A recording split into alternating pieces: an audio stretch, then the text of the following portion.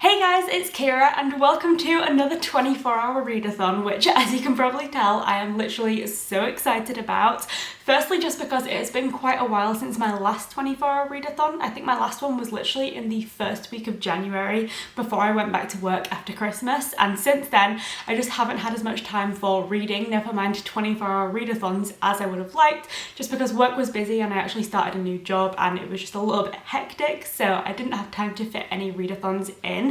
But in the current situation within the world, a lot of people, myself included, have a lot more time right now, so I thought it would be the perfect time for a readathon. And the second reason, which I'm so excited for this readathon, is that I'm not just doing this by myself, this is actually in collaboration with two of my wonderful booktube friends. I'm going to be doing this 24-hour readathon with Meg, whose channel is Pride and Fiction, and Em from alittlewriterem, who has been on this channel so many times. But we are going to be doing this readathon together. I will link both of their channels in the description below so that you can check them out. But I'm so excited to be doing this readathon together, and actually it's a little bit more than just doing the readathon together. I actually have these parcels of books which have been sent to me by Meg and Em, because we decided for this 24-hour readathon that we would each send each other a book and do kind of like a surprise TBR readathon, which I'm super excited about because I honestly have no idea which books I'm going to be reading today. So I thought I'll start with Em's parcel and just tell you what I'm going to be reading and find out right here, right now,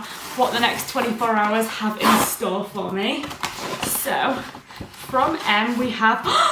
yes! Oh my god, I have been wanting to read this and I was actually thinking about ordering a copy, so I'm so excited that Em sent me this. It's like she's a mind reader. She always has the best taste when it comes to recommending me books. Like, she has never recommended me a book that I haven't enjoyed yet. So this is a book which is like I think it's a thriller, or maybe, so it's basically about a town called Beartown with a shrinking population, but then there is an act which divides the town into those who think it should be hushed up and those who would risk the future to see justice done. So I feel like it's about something terrible that happens which divides a town, but I've heard very good things about this book, so I'm super excited for this one. Oh my god. Okay, now Meg has actually sent me two books. One of them I know about, but for the life of me I cannot remember which one it was, and then the other one is the surprise one for this readathon, so we'll find out what they both are. And oh yeah, I think she's wrapped the surprise one doubly because she's smart like that. So she offered to also send me this book called Heartstream, which is like a thriller, I think, which I didn't know too much about, but she didn't think she was going to get around to reading it. So this isn't actually for this readathon, this is just another book that she sent me. And then I absolutely love the wrapping she's done for the book for the readathon, if I can actually get it out. I mean, how cute is that? A hug in a book, she's described it as. No, if that actually. How cute! Okay, so I kind of don't want to open this because it looks so cute. I don't want to ruin it. I'll try not to rip it too much. Let's find out. Oh, cute! She sent me Heartstopper by Alice Oseman, which is a graphic novel. I have never yet read a graphic novel, but obviously this should be relatively easy to read because of the fact that it is like, you know, pictures and stuff. But she has recommended this one to me before and I think it's going to be a really fun read. So because this one might not take me as long to read, I actually might be able to get around to reading this one as well, because obviously seeing as Meg has recommended it to me, or at least sent it to me, I think it would be fun to try and read this one in the next 24 hours as well. So got myself a nice little stack of books and I'm so excited to get started. I think this is going to be a really fun 24 hours. I think we're also going to be doing some baking and doing a Skype call together tomorrow at some point to chat about our thoughts on the book, so I'm just really excited to get started and to read Heartstopper as well, because it was my first ever graphic novel experience, and also I feel like I have enjoyed Alice Oseman's books, so I'm really excited to sort of read that because I feel like that is probably her most popular work because people just love Heartstopper so much. But with all that being said, it's currently about 7:30 in the evening and we're going to be starting the readathon at 8 PM, so I'm probably going to go and get settled, make a cup of tea and get ready to make some maybe get some chocolate as well, because it was actually just Easter the other day, so I could have some chocolate, get a tea and get ready to do some reading.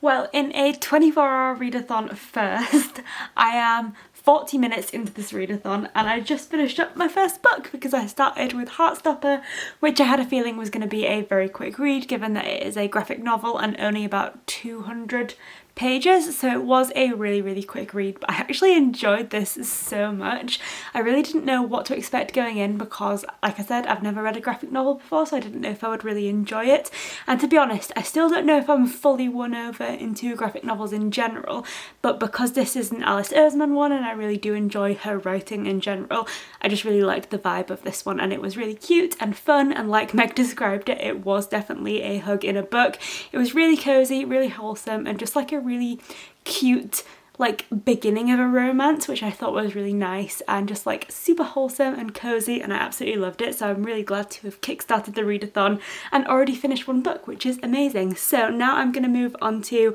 my first pick from M, which is of course Beartown, which I don't think is going to be quite the same cozy vibe, but it is one that I'm super excited to get into because this is a book that I have been meaning to read for a while, and like I said, I was so close to buying my own copy of it, but now I obviously have this one from M and I'm really looking forward to getting into it and finding out what the major event is that actually like divides the town and what is basically the central point of the whole book. So I'm going to get started on that one now.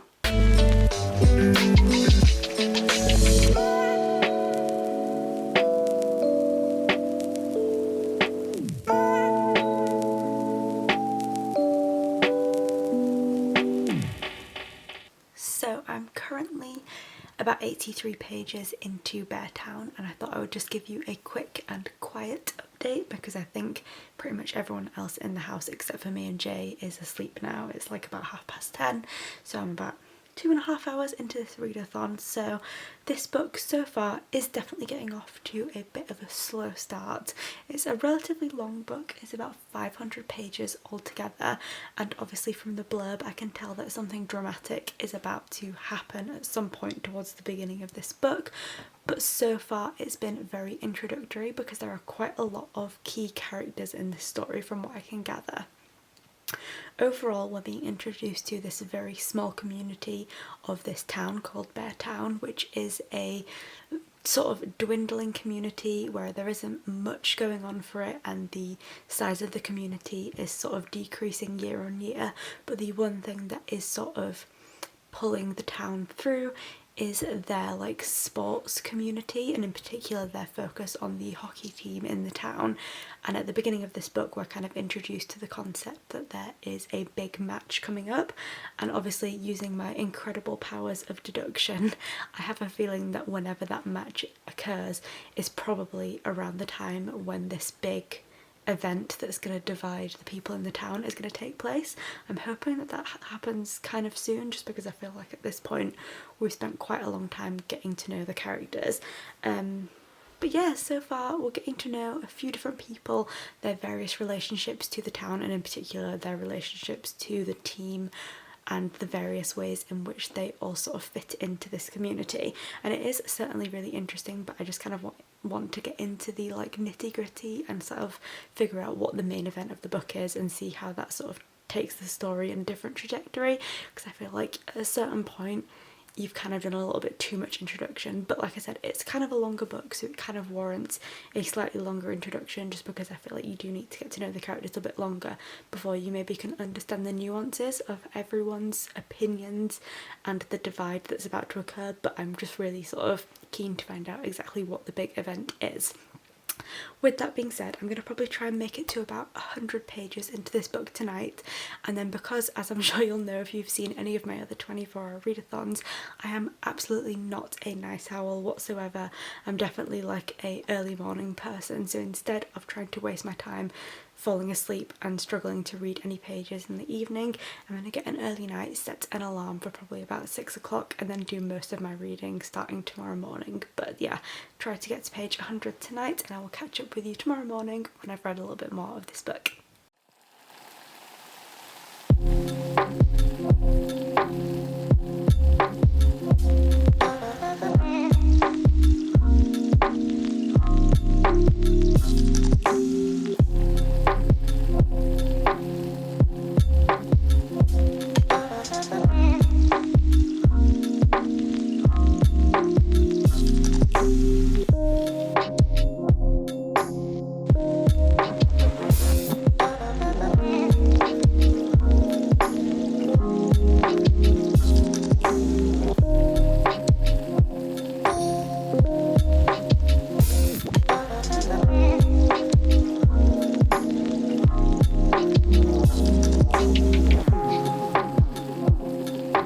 So it is just after 8 o'clock in the morning, and I've been up and reading for about 2 hours now, and I've just made it to 215 pages through Beartown, which is about halfway through this book, because it's got just about 450 pages, I think. So obviously last night I mentioned that I was hoping that the big event of the story was going to happen soon, because I was nearly 100 pages in, and I can now confirm that that big event, which is referenced on the blurb of this book, actually literally only occurs at about 200 pages into the story, which I just think is a little bit too far, because the cover of this book says that basically Beartown has got a bright new future just around the corner until the day it is all put into jeopardy by a single brutal act, and then obviously that act is meant to divide the town, and I figured that that was going to be the main focus of the story. But I feel like if you're going to reference something on the blurb as the main focus of your book, and that's kind of what you define the story as, halfway in is a little bit too far for introductions to go. That might just be my opinion, but I just think because you are waiting for that big event, you don't really feel like the story has properly taken off until that happens, because you know that that's the main focus. And so I feel like that's just slightly too far into a book to take introductions. And obviously because it's a book about divides, I do recognise that there is some importance of getting to know all of the characters and the ways that they all fit in with one another, and then you can obviously have a better understanding of the nuances of all of the different characters and which side of this divide they eventually fall on. But I do just think maybe it's gone a little bit too far. 100, maybe even 150 pages I could accept, because it's almost a 500-page book, so obviously you might want a slightly larger introduction. But I do think halfway through is just a little bit too far if you've really referenced a major event on the blurb of the book. But anyway, that's just my main complaint of this book so far. But actually the story is really interesting. I was a little bit worried going in that a book that was so focused on like a sporting town would be kind of boring, because I'm not really interested in hockey. at all, but actually it is quite interesting, and because it's such a small, tight-knit community, it's quite intriguing to see how all of the characters kind of fit in, and in particular where there are certain outsiders and the different ways in which they sort of struggle to find their place in the community. So that bit I am really enjoying, and the story is very compelling, but I'm slightly disappointed that the introduction took so long and that we've had to wait so long to get to this event that I obviously knew was coming right from the beginning. So yeah, that's just something I've noticed, but other than that, I'm enjoying the book. Like I said, I've been up for a couple of hours now. I've had a cup of tea, but I'm feeling a little bit hungry, so I think I'm going to go and make some breakfast and then get back to reading.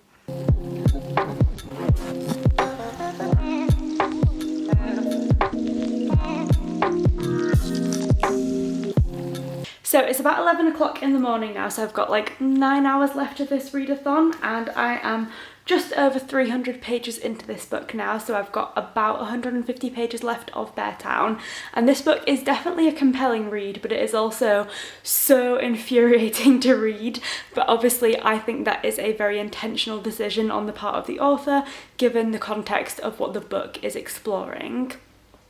Particularly just because this book is exploring something that is supposed to divide opinion in a town, but I imagine that for most readers of this book, myself included, it's an event that shouldn't be divisive. It's something that everyone should be able to agree is very, very wrong. But unfortunately, not only in this book, but also just in the real world, we do see events like this happening, and we do unfortunately see people time and time again sort of dividing opinion on it, and it's really infuriating when you have a very clear perception in your mind of right and wrong, and you just understand basic morality, that you see other people unable to recognise like simple things that are obviously very, very wrong. Now obviously I'm being quite vague here because, as I have already spoken about, the event that I'm referring to and the key event of the book doesn't actually take place until halfway into this story, so I don't really want to give too much away just because I feel like that is a bit too spoilery because it happens so far into the book. But I'm sure you'll be able to gather what I'm talking about, because I had a pretty clear idea going in about what I thought the key event was going to be that was going to divide opinion, but it is just so frustrating when you get to read about it because you know that it shouldn't be divisive and yet somehow it is. Now obviously, like I said, it's super frustrating and infuriating to read about, but I think that the author is actually doing a really incredible job of exploring it in a realistic way, because like I said, that is something that actually does happen in real life, and I think if everyone did just fall on the side of recognizing things that were wrong, although that would be amazing, it also wouldn't really be very reflective of how these things play out in real life. So it's super difficult to read about just because it's so infuriating, but it is definitely accurate and interesting to read about. So with that being said, it's nearly lunchtime. Well, not quite, but it will be in a couple of hours, so I think I'm going to take a quick reading break and do some baking, which I'm so excited about. I'm actually going to be baking the Pret dark chocolate and almond vegan cookies, because obviously at the moment, given the current situation of the world, most cafes everywhere are closed, and so Pret is one of those cafes, and I haven't been able to get my vegan cookie fix for quite some time now, but Pret have been sharing loads of their like most favourite product recipes on social media. So one of the recipes they shared was for the vegan chocolate chip cookies, and I'm really, really looking forward to making them because I am addicted to those cookies, and if I can make them myself, then that's just even better.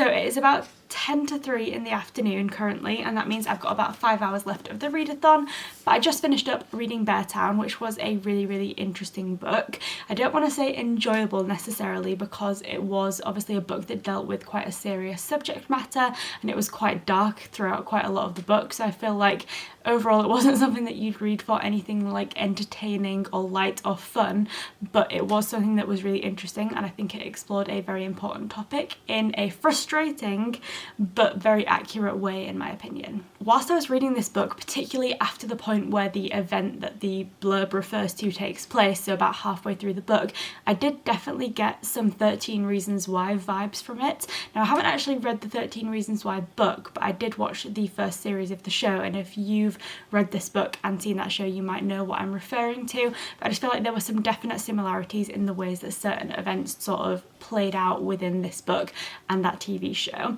But overall, I think it was interesting in the way that this book really explored a small community and the event that divided it, and sort of way that it looked into the reason why this event, which, as I've already explained, should have been so clearly sort of known to be wrong, was kind of a divisive subject. Because I think within this small community, because it was so tight-knit and also kind of like a crumbling, failing community, other things were seen as more important than morality and justice, and instead of just doing what people thought was right, people were more focused on A, trying to sort of preserve the town, preserve the hockey team, and then B, also trying to sort of keep themselves within sort of good opinion within the town. And so even when people recognised that something was wrong and it didn't feel quite right to them, they also were too afraid or too cowardly to sort of speak out against stuff, because they didn't want to sort of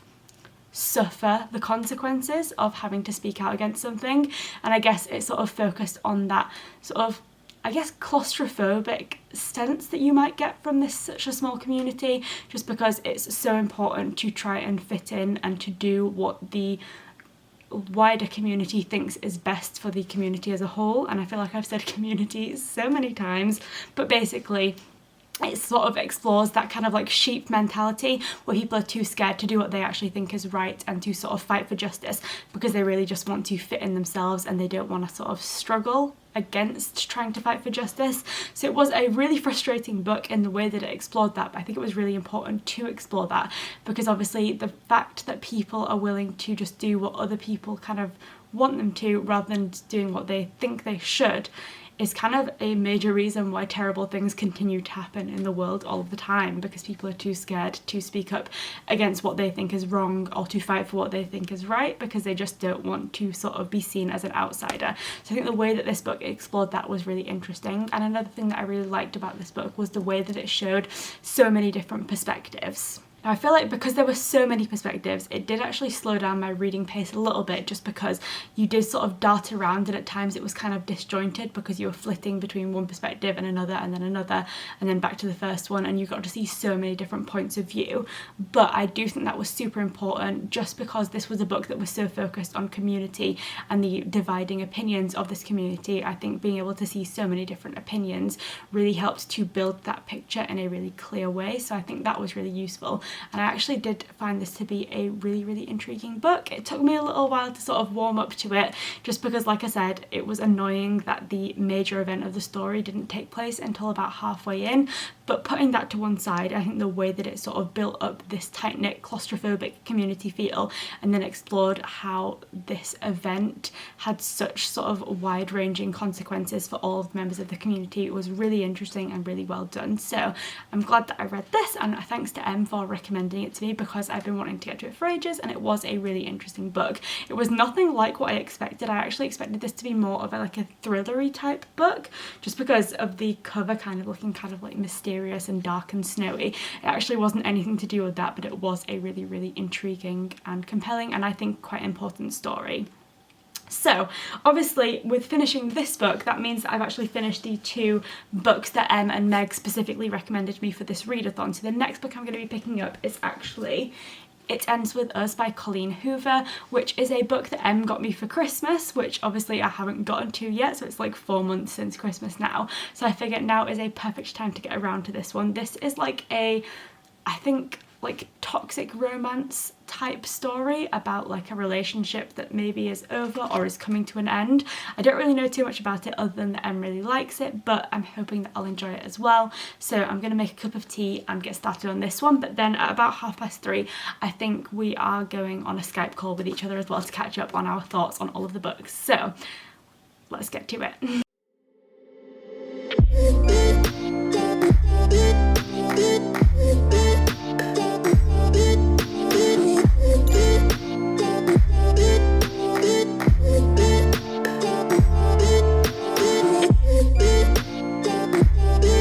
That video call with Em and Meg was so much fun. Obviously it was fun to just chat about our thoughts on all the books we've all been reading and hear what they thought of the books I've recommended them, and I think we're actually going to be making that like a regular self-isolation book club video call just to sort of chat about what we're reading and just stay connected, because obviously a lot of people, including us, are stuck at home right now, so it's fun to just chat with people and pretend that we're actually meeting up, even though obviously in the current circumstances we can't actually meet up in a bookshop or go for coffee or anything like that, but we can at least have some fun video calls. So that was really fun, but we ended up being on there for a lot longer than I expected, and it's now nearly 5 o'clock, so I'm only about like 10 pages into It Ends With Us, but my main goal is just to try and finish off this book before 8 o'clock. So with that being said, I'm just going to get started on reading.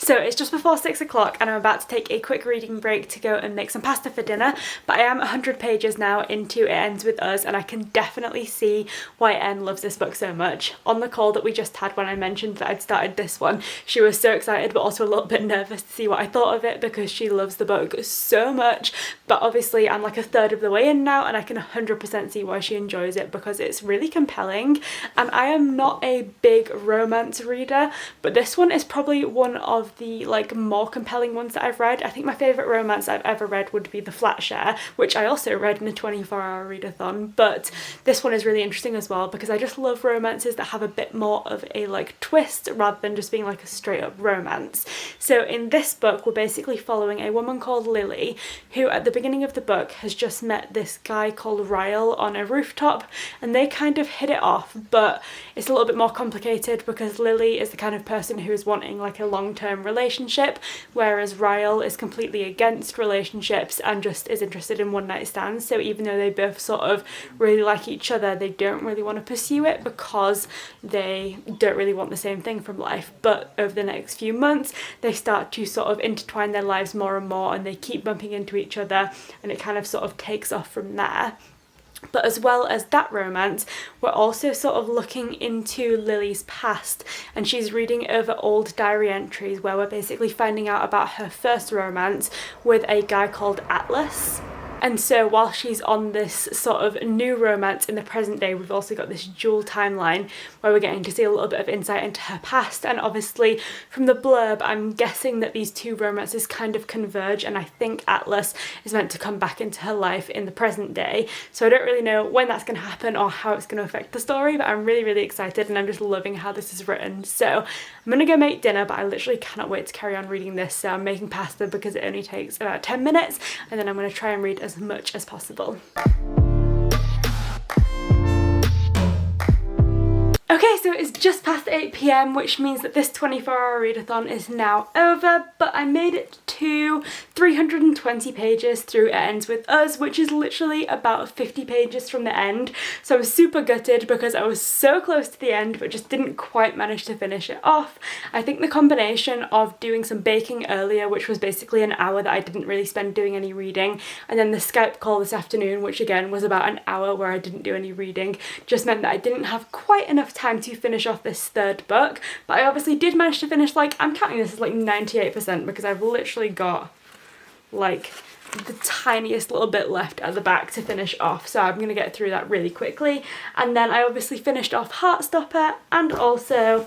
Bear Town, which means that in total for this 24-hour readathon I managed to read 1,063 pages, which I'm so happy about because I just think reading over 1,000 pages in a day is amazing. Even though I didn't quite finish off that third book, I always just love checking how many pages I've read at the end of a 24-hour readathon because I just think it's so fun to see how much you've pushed yourself and how much you actually can read in one day when you really try. So with that being said, because I am so close to finishing this book, I am just going to quickly go off, read those last few pages and just wrap up after that, just because I'm loving this book so much that I'm so close to the end and I just want to be able to talk to you about my thoughts on this book once I've finished it, and then I'll chat to you about all of the rest of the reading that I've done. But yeah, managed to read 1,063 pages in 24 hours, and now I'm just going to slightly extend my readathon just to finish off this book.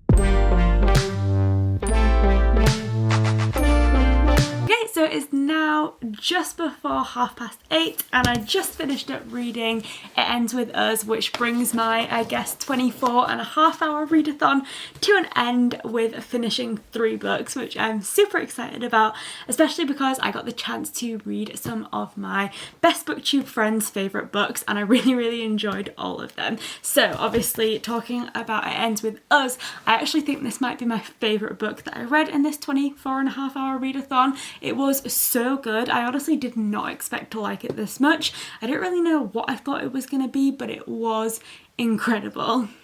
There is just something about books that have like dual narratives and dual timelines that I'm just absolutely obsessed with, and this one was so interesting because it's actually split into 2 parts. So in the first part of the book we have these dual timelines where we've got this present day romance and then a past romance, but then we move into part 2 where it's completely set in present day, but we have this kind of like convergence of both romances and just this very interesting combination of factors that really influence Lily's life, which I just think is so interesting. It's a really in-depth look, I guess, into relationships and the various ways in which people can help each other via their relationships. And of course, romance is a big part of that, but it kind of focuses on the various ways in which a relationship with an individual can really like transform their whole life, and I guess like the long-lasting consequences of a relationship throughout someone's life. I feel like that's very vague because I don't really want to give too much away about this book because it was incredible, but I just think it did a great job of showing those long-lasting effects and the ways that people can impact you long after you're not even in contact with them anymore. So I think it was just such an incredible book in the way that it explored those relationships. I also think it delved into the theme of toxic relationships and the long-lasting effects of trauma in a really impactful way as well, and it also kind of delved into the cyclical nature of traumatic, toxic and abusive relationships, which I think is something that is very common but doesn't necessarily get that much attention in books. So I really think this was a book that dealt with that in a really good way. It was a great book just because it dealt with some really serious subjects, but there were also some much lighter moments, and it was just a really enjoyable read that combined romance and happiness with some more serious topics, which in my opinion makes for the best romances because they're not too light and fluffy, but they're also not too dark and serious, and I think they combine those 2 things really well in this book. And honestly, it's my first ever Colleen Hoover book, and I'll definitely be reading more because this one was incredible, and this was my only 5-star read for this readathon because the other 2 books I read were 4 stars. But yeah, overall I've had a pretty good 24.5 hours of reading. Yeah, I feel like because all of these books were so different, obviously with Heartstopper it definitely was a romance, but it was my first ever graphic novel and it was just a very light and fluffy and easy read, and I'm really glad that I actually have finally read a graphic novel because, to be honest, it's something I probably wouldn't have done out of my own choice just because it's not something I'd usually reach for, but I did really enjoy this one and I probably will be getting to the other volumes at some point soon. And then of course Bear Town was a much more serious read which really focused on the long-lasting events of this the long-lasting impacts of this major event in a small town community, and I just think it dealt with a really serious subject which affects quite a lot of people in society and is something that we all encounter in one way or another through either real life experience or through the media, and I think it really explored the effects of that in an impactful way by showing like the reactions of this event from so many people in the community, and I just think it dealt with it in a frustrating way because of the way that people reacted, but a really accurate one, and I think it dealt with it in a really interesting way. So I'm glad that I read this one. And then of course we've got It Ends With Us, which is just incredible and definitely a new favourite of mine. So